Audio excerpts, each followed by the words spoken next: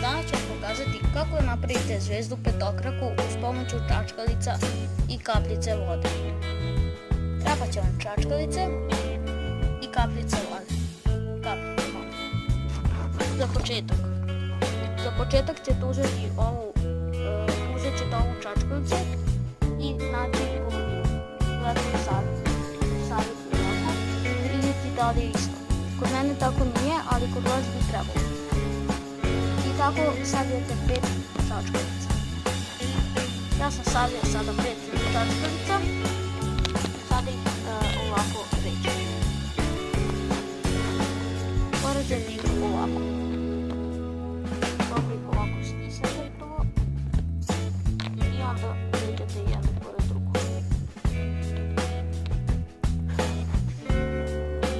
Kada sve to ovako poređate, uzimate ovu kapljicu vode i pogledajte šta se sada dešava.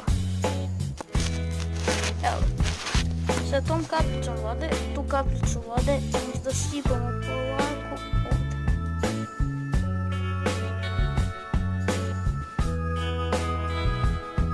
Samo ću ovo. Vidite, zvezda počinje da se pravi.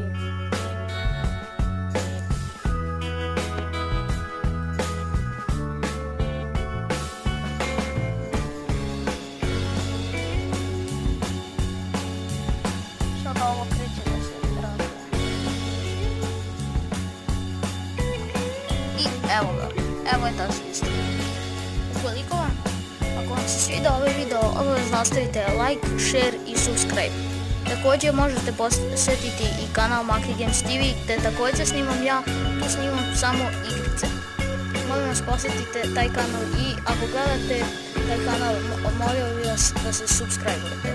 I to bi bilo to što se tiče ove prve epizode Uradi sam. Mi se vidimo u sljedećem videu Uradi sam. Ćao!